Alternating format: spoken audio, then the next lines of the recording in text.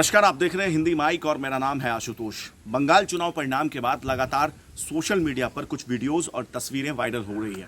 और इस viral video और तस्वीर में बताया जा रहा है कि किस तरीके से भारतीय जनता पार्टी के कार्यकर्ताओं के साथ मारपीट की गई, टीएमसी के कार्यकर्ताओं के द्वारा भाजपा के ऑफिस जलाए गए और यहाँ तक एक जगह से ये खबर आई कि भाजपा के एक महिला कार्यकर्ता के साथ रेप किया गया और बाकायदा इसका इल्ज़ाम जो है भारतीय जनता पार्टी के नेताओं की तरफ से टीएमसी के कार्यकर्ताओं पर लगाया गया। कल भारतीय जनता पार्टी के जो राष्ट्रीय अध्यक्ष हैं जेपी नड्डा, वो बंगाल के दौरे पे थे। उन्होंने जो पीड़ित परिवार है उससे उन तमाम लोगों से मुलाकात किया। इसके अलावा जो आज ममता बनर्जी ने बतौर मुख्यमंत्री शपथ ली है और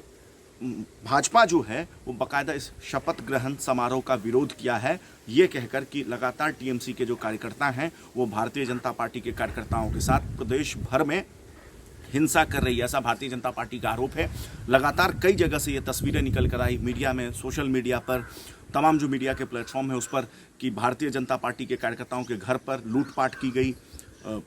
कई जगह पे हत्या की खबर आई, एक जगह से बलात्कार की खबरें आई, तो कई जगह पर तोड़फोड़ की भी खबरें आई। राजधानी कोलकाता से भी कई ऐसे ही कुछ दृश्य निकल कर सामने आया और भारतीय जनता पार्टी ने शपथ ग्रहण समारोह का पूर्णतः बहिष्कार किया। इसके अलावा शुभेंदु अधिकारी, जिन्होंने नंदीग्राम से ममता बनर्जी जो मुख्यमंत्री बनी है बंगाल की, उनको हराया है शुभेंदु अधिकारी ने, उन्होंने बाकायदा आज केंद्र सरकार से पूरे मामले को लेकर के हस्तक्षेप करने की मांग की है। इसके साथ साथ भारतीय जनता पार्टी के जो राष्ट्रीय अध्यक्ष हैं उन्होंने बयान दिया है कि जब तक वो बंगाल में राजनीतिक हिंसा को समाप्त नहीं कर देते हैं संवैधानिक तरीके से, तब तक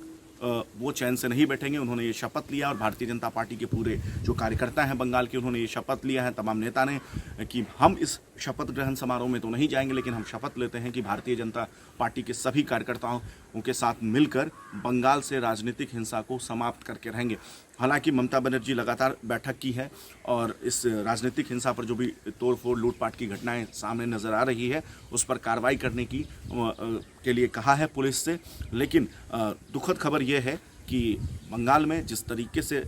लगातार भारतीय जनता पार्टी की तरफ से हो या टीएमसी की तरफ से हो एक दूसरे के पार्टी पर आरोप लग रहा है राजनीतिक हिंसा की, राजनीतिक हत्याएं की, वो लोकतंत्र के लिए अच्छी बात नहीं है। लेकिन जिस तरीके से चुनाव परिणाम आया और उसके बाद जो तस्वीरें निकलकर सामने आई और खासकर एक भारतीय जनता पार्टी का जो आरोप है कि उनके एक महिला कार्यकर्ता के साथ गैंग रेप किया गया, ये निश्चित तौर पे आने वाले समय में इस तरह की जो घटना है वो मुख्यमंत्री ममता बनर्जी के लिए चुनौती बढ़ा देगा और अब उनके लिए बहुत ज़रूरी हो जाता है आने वाले समय में कि वो अपने कार्यकर्ताओं को, खास करके टीएमसी का जो कैडर है उसको किस तरीके से नियंत्रित करती हैं। इस पर सबकी नज़र जो है वो बनी रहेगी। कोरोना से लगातार बंगाल समेत पूरे भारत की स्थिति इस वक्त ख़राब है। बंगाल में भी हालत जो है बिगड़ रही है और ममता बनर्जी ने बाकायदा अपने कई